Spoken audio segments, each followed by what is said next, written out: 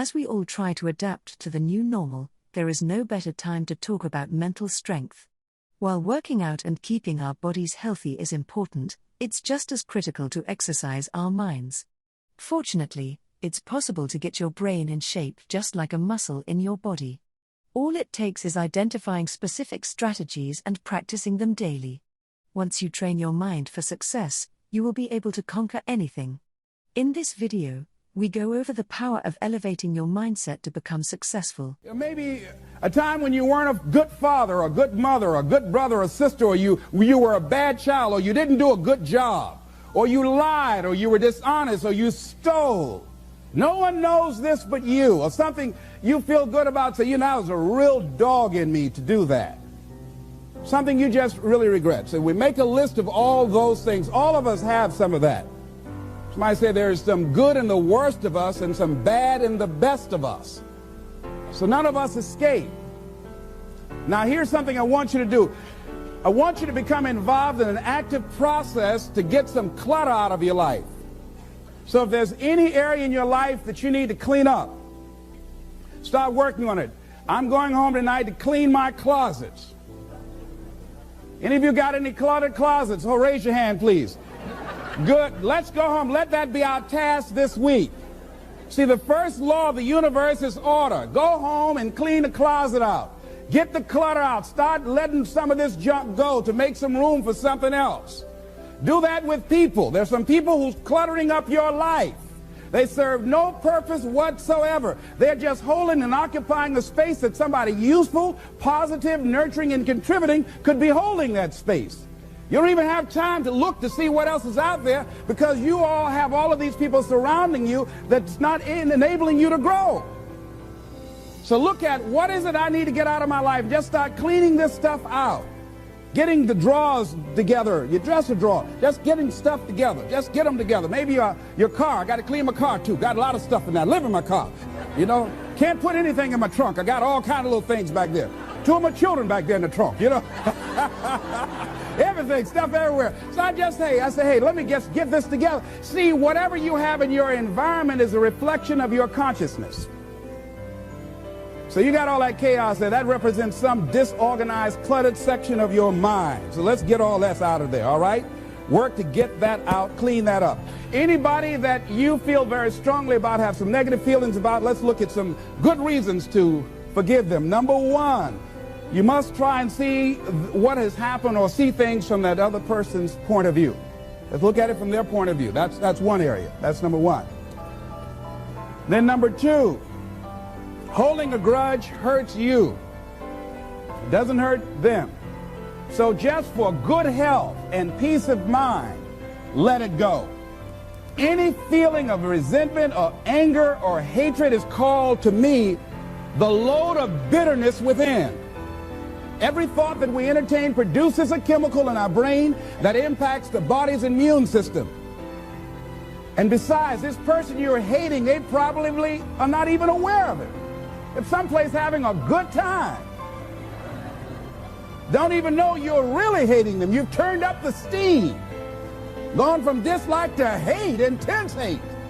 And here you are killing yourself, making yourself vulnerable to various types of illnesses, putting yourself in bad health. And I say that person is not worth your sacrificing your health or 1 minute of peace of mind. 1 minute of anger robs you of 60 seconds of happiness. So decide it doesn't matter. Let it go and experience the dignity and the magnanimous sense of character of being big enough to move on and get on with your life. Letting it go so you can grow. Next step. Lack of self-acceptance. How does it show up? How does it manifest itself? See, all of us have greatness within us. But when you don't come to grips with your greatness and you don't work to develop it, if you're not seeking it out, if you're not finding where it is, if you're not trying to locate it, if you're not experimenting with your life to try and find out what fits for you, I'm saying that you're positioning yourself to be a miserable person, an unfulfilled person.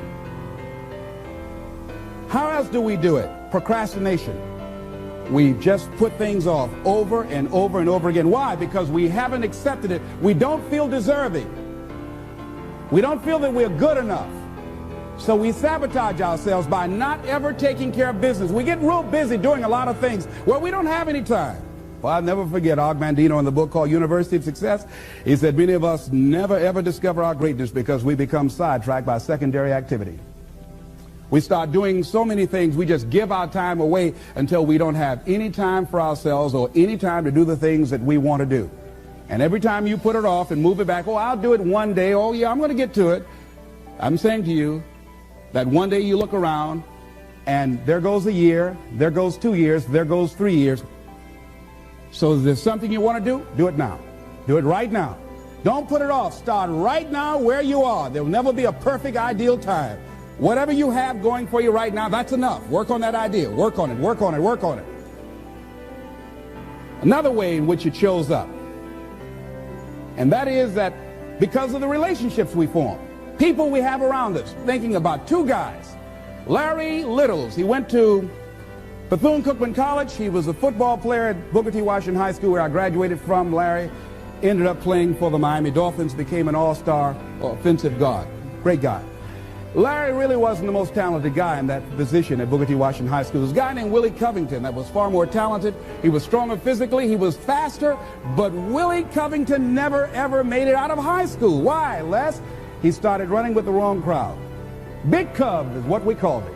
Started running with the wrong crowd, and those people led him to the penitentiary and ultimately to a premature death. Got the word a few months ago he was shot and killed in Liberty City on 62nd Street, where I was born on the floor, my twin brother and me. Willie Covington had great talent, great potential, running with the wrong crowd. Watch out with the relationships you have. What kind of person are you becoming because of the relationships that you have right now? Do those people contribute to you? Do they help you grow and develop yourself? What kind of person are you becoming? People who have not accepted greatness for themselves, these people don't study, ladies and gentlemen. These people don't study. They don't have time for personal growth and development. They don't have time to work on their minds. No, they don't have time for that. Too busy for that. People can affect us. Our peers can affect us. Our environment can affect us. Just working consciously to overcome the poverty consciousness that I was raised in. The feeling constantly of saying, Les Brown, you deserve this. There's no need for you to be afraid. It's not too good to be true. It's true because you've earned it. The old-fashioned way, you have worked for it. But every once in a while, it comes up when I least expect it. My heart starts beating fast. And I start questioning myself and doubting myself. And I have to catch myself. You've got to be consciously conscious. So let's look at how we can begin to evaluate our self-esteem, our self-approval. Number one, to determine the height of your self-approval, it's important that you evaluate yourself, because you know you quite well, but it's almost impossible to do it totally by yourself. You must get some caring feedback. Find somebody close enough to you that has observed you or been around you, that you value their opinion, and ask them, how do they see you? How do they rate you in terms of your self-esteem? And then compare what you have with what they say. See, there are things many times that people can see in us that we can't see because it's a blind spot. If I were to be talking to you and my breath is offensive and you don't tell me, and then I go around, not only do you know, everybody else around here knows. And then when I'm walking toward people, they say, oh, Les, I'll be right back, you know. And I don't know why people say, well, Les, we thought we wanted you to come to the party, but you can't come. Now, all you had to do just tell me, say, Les, you need to gargle with some ammonia or something, you know?